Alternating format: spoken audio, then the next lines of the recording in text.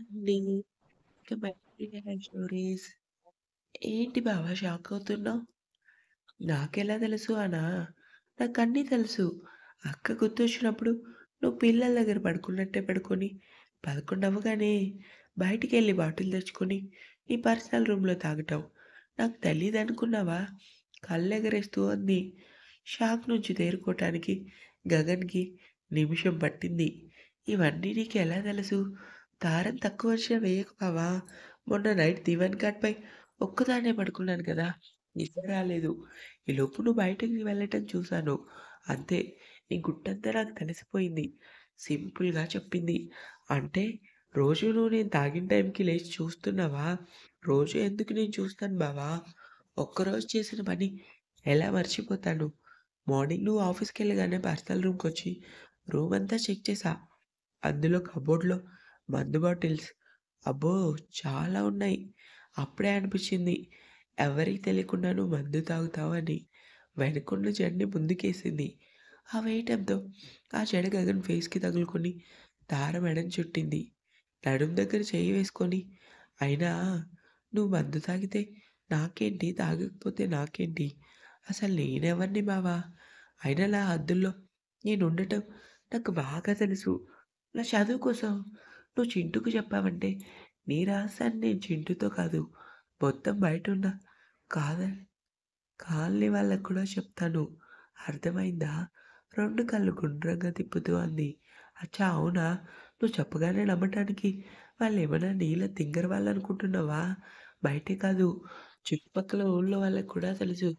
గగన్ అంటే good bye అని, hero అని, కాలరెగరేస్తూ అని, తార ముక్కును పిండి, నాతో పెట్టుకోకు. లేదంటే అసలే భూమికి జానెడున్నావు. ఇంకా కొంచెంలా అయిపోతావే పొట్టి. ఆమె తలపై మొటిక్కాయ వేసి, ముందు వెళ్ళి జడ నీట్‌గా వేసుకో. అప్పుడు నాతో ఫైట్ చేద్దు. బావా! ఏంటి కాంప్రమైజ్ అయి నాతో మాట్లాడుతున్నావా? కాంప్రమైజ్ నేనెందుకవుతాను బావా! బహుశా వీడియో చూసాక నువ్వవుతావేమో అనుకుంటున్నా. ఒకసారి చూడు బావ అంటూ గగన్ చేతిలో పెట్టి 2 చేతులు కట్టుకుంది. ఫోన్‌లో ఉన్న వీడియో చూసి షాక్ తిన్నాడు గగన్. అంటే నేను తాగింది వీడియో తీసావా? అవును బావ. అంటే సాక్ష్యం లేకుండా ఎవరు ఏది నమ్మరు కదా! పైగా నీ విషయంలో ఎవరేం చెప్పినా అత్తయ్య, మామయ్య నమ్మరు కదా! అందుకే ముందు జాగ్రత్తగా వీడియో తీశాను. చాలా బాగా వచ్చింది కదా బావా వీడియో. నువ్వు కొనిచ్చిన ఫోన్‌నే కదా! ఎందుకు బాగా రాదు? బాగా వస్తుంది. నీట్‌గా జడ నేను వేసుకున్నాను బావా. ముందు హెయిర్ దువ్వుకో. గగన్ చేతిలో ఫోన్ తీసుకొని హిచ్ అముల్ బేబీలా ఉన్న నీ ఫేస్ చూస్తే నాకు జాలేస్తుంది బావా. సరే పూజకి టైం అవుతుంది. బాయ్ అని జడని వెనక్కేసుకొని తిప్పుకుంటూ వెళ్తున్న గగన్ చూసి గగన్ తల విదిలించుకొని సోఫాలో కూలబడ్డాడు. అమ్మో! ఈ పొట్టిది మామూలుది కాదు. దీనిలో కంత్రి వేషాలు చాలా ఉన్నాయి. నేను కొనిచ్చిన ఫోన్‌లోనే నా వీడియో తీసి నన్నే బెదిరిస్తుంది. నిజంగానే ఆటం బాంబులా ఉంది ఇది. దీంతో ఎలా అయినా జాగ్రత్తగా ఉండాలనుకున్నాడు. నువ్వేంట్రా అలా కూర్చున్నావు? రావా పూజకి అంటూ లోపలికొచ్చింది భారతి. ఆ! అమ్మా! అయిపోయింది వస్తున్నాను. గగన్ ఏంటమ్మా? అది కాదురా! తార ఇంటి కోడలుగా అడుగుపెట్టింది కానీ తనకి నగలైతే ఇవ్వలేదు. నగలన్నీ లాకర్‌లోనే ఉన్నాయి. కాస్త తీసివ్వరా? అవి శృతి పెట్టుకునేయి కదమ్మా! శృతి పెట్టుకుంటే ఏమైందిరా? నువ్వసలు తారని చూసావా? శృతి చీర కట్టుకొని కిందకి రాగానే అందరూ ఆశ్చర్యపోయి తన చీరలో శృతిలానే ఉంది. శృతి నగలు తారకిస్తే తప్పేంటి నాన్న? అమ్మా! నీకు ఏ విషయంలోనూ అడ్డు చెప్పను కానీ శృతికి సంబంధించిన నగలే కాదు, చీరలు కూడా తార కట్టుకోవటానికి వీల్లేదు. అసలు చీర మార్చుకోమని చెప్దామే అనుకున్నా కానీ మాటల్లో పడి చెప్పాల్సిన విషయం మర్చిపోయానమ్మా. నేను చెప్తే తను చాలా హర్ట్ అవుతుందమ్మా.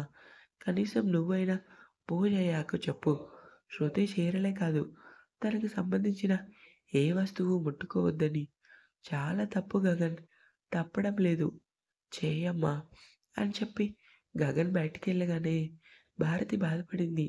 గగన్ మనసుని నొప్పించడం ఇష్టం లేక భారతి ఇంకా కిందకి వెళ్ళింది. చీరలో ఉన్న తారను చూసి అందరూ తెగ మురిసిపోయారు. తార ఏంటి వదినా నీకు చీర కట్టుకోవటం రాదు కదా! మరెవరు కట్టారమ్మా? కాదు వదినా నాకు నేనే సొంతంగా కట్టుకున్నా. అంతేకాదు చీరలో బావున్నానని గగన్ బావ కూడా నన్ను మెచ్చుకున్నాడు తెలుసా? బుగ్గల్లో వస్తున్న సిగ్గును లోలోపలే అదింపెట్టి తలదించుకుని అంది. అవునా? ఏమని మెచ్చుకున్నాడు? ఇంట్రెస్టింగ్‌గా అడిగింది ప్రవళిక. అప్పటికే ఈ మాటలు వింటున్న గగన తార ఏం చెప్తుందా అని ఆసక్తిగా చూశాడు. ముద్దు పెట్టాడు వదినా బావ. నవ్వుతూ అన్న తార మాటలకి గగన్ షాకయ్యాడు.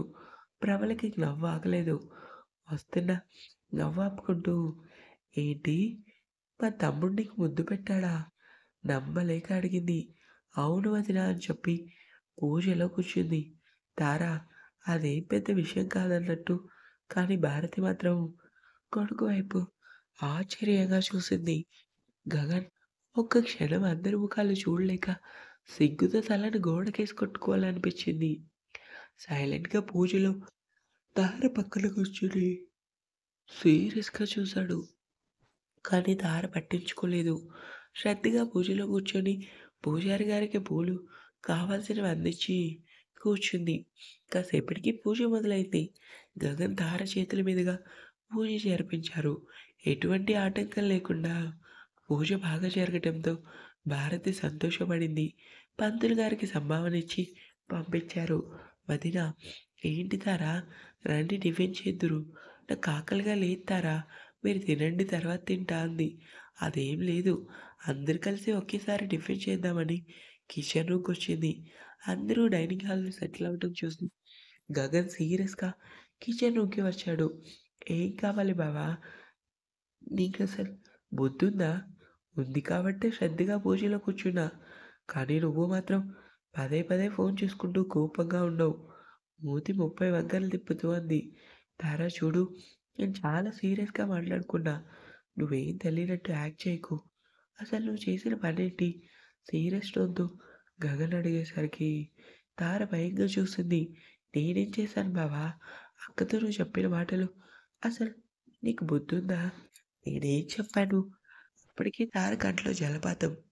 నిన్ను అంటూ కోపంగా ముందుకొచ్చి తింగరదానా! నీకు ముద్దు పెట్టానని అక్కకి ఎందుకు చెప్పావే? కావాలని చెప్పినట్టు నా మీద ఎందుకు సీరియస్ అవుతావు? వదిన అడిగింది కాబట్టి చెప్పాను. అంతేకాని నేనేం గొప్పగా చెప్పలేదు. ఏడుస్తూ అంది. ఏయ్!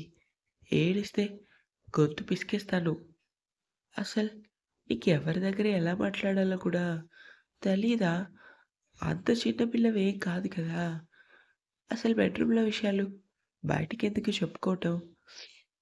నిన్ను ఇలా కాదే అని గగన్ కోపంగా విరుచుకుపడే లోపే సూర్య దగ్గర నుంచి ఫోన్ రావటంతో వెంటనే లిఫ్ట్ చేశాడు. అవతల సూర్య ఏమన్నాడో తెలీదు. గగన్ తార మొఖం చూడకుండా కార్ కీస్ తీసుకొని బయటికెళ్ళాడు కానీ తార మాత్రం ఏడుస్తూ నా అందం చూసి కుళ్ళిపోతున్నాడు. పోనీలే సారీ చెప్పాడు కదా అని క్షమించాను. లేదంటే ఆ మందు తాగిన ఫోటోలన్నీ కాలనీ మొత్తం ఫ్లెక్సీలు వేయించినా బావుండేది. తిక్క కుదిరేదనుకోని కోపంగా తన పనిలో పడింది. ఇంకా ఉంది. మీ ప్రోత్సాహం ఎల్లప్పుడూ ఉండాలని ఆశిస్తున్నాను ఫ్రెండ్స్.